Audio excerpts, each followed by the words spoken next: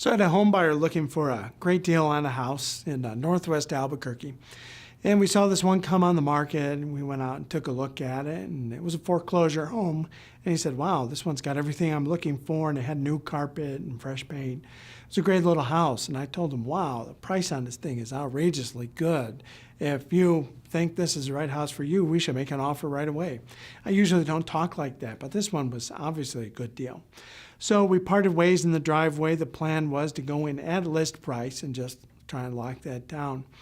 But as I was pulling away, one of the neighbors came over and I rolled down my window and he said, hey, just a hypothetical question for you. If, let's say, somebody made an offer on that house and or made an offer on a house and it was a cash offer, would that cash offer have more weight than a financed offer? And I told him, well, yeah, if they were equal for equal amounts, they'd probably get the nod to the cash offer because you don't have to, seller doesn't have to pay for an appraisal. And it takes the uncertainty of the loan process out of the transaction and probably allows that buyer to close a couple of weeks earlier. So I said, oh, okay, well, let me come clean. My in-laws made a cash offer on that property last week and I haven't heard anything back yet.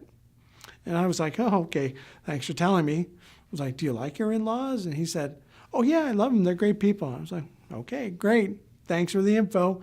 Rolled up my window, pulled down the street. And of course, I called my buyer client right away and said, wow, I now know they have other offer, or at least one other offer on that property, and that it's a cash offer. So list price might not get it done. And he said, wow, I really want that house. I'm going to go $5,000 over list price.